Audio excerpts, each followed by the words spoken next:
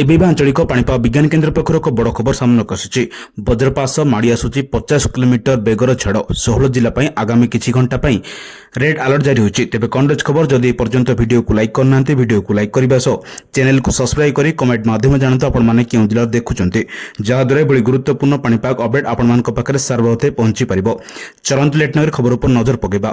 ନମସ୍କାର ଦର୍ଶକ ବନ୍ଧୁ, ଆଜି ହେଉଛି 29 ଜୁନ୍ 2026। ଚଳନ୍ତୁ ଦେଖିନେବା ଆଜି ସକାଳର ପାଣିପାଗ ଅପଡେଟ୍। ଗୋଟିଏ ପଟେ ଅସହ୍ୟ ଗରମ ଏବଂ ଗୁଳୁଗୁଳିରେ ସାମାନ୍ୟ ଆଶ୍ୱସ୍ତି ମିଳିଥିବା ବେଳେ ଅନ୍ୟପଟେ କିନ୍ତୁ ଆଗାମୀ କିଛି ଘଣ୍ଟା ରାଜ୍ୟରେ ଅଧାରୁ ଅଧିକ ସ୍ଥାନରେ ବର୍ଷା ହେବାର ଆଶଙ୍କା ରହିଛି। ଭୁବନେଶ୍ୱରସ୍ଥିତ ଆଞ୍ଚଳିକ ପାଣିପାଗ ବିଜ୍ଞାନ କେନ୍ଦ୍ର ପକ୍ଷରୁ ଜାରି ସୂଚନା ଅନୁଯାୟୀ ଓଡ଼ିଶାରେ ପ୍ରାୟ 16ଟି ଜିଲ୍ଲା ପାଇଁ ଅରେଞ୍ଜ ୱାର୍ଣ୍ଣିଂ ଜାରି ହୋଇଛି। ବାୟୁମଣ୍ଡଳରେ ସୃଷ୍ଟି ହୋଇଥିବା ଘୂର୍ଣ୍ଣିବଳୟ ପ୍ରଭାବରେ ଏହି ସମସ୍ତ ଅଞ୍ଚଳରେ ପ୍ରବଳ ଅତି ପ୍ରବଳ ବର୍ଷା ସହିତ ଘଡ଼ଘଡ଼ି ଏବଂ ବଜ୍ରପାତ ହେବାର ଆଶଙ୍କା ରହିଛି।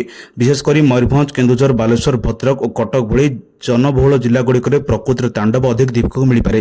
ଏହାସହ ପାଣିପାଗ ବିଶେଷଜ୍ଞମାନେ ଚେତାବନୀ ଦେଇଛନ୍ତି ଯେ ବଜ୍ରପାତ ସମୟରେ ଘଣ୍ଟା ପ୍ରତି 40ରୁ 50 କିଲୋମିଟର ବେଗରେ ପବନ ବହିବାର ସମ୍ଭାବନା ରହିଛି। ଗଛ କାଟିବା କିମ୍ବା ଖୋଲା ପଡ଼ିଆକୁ ଯିବା ଏହି ସମୟରେ ଜୀବନ ପ୍ରତି ବିପଦ ସୃଷ୍ଟି ହୋଇପାରେ।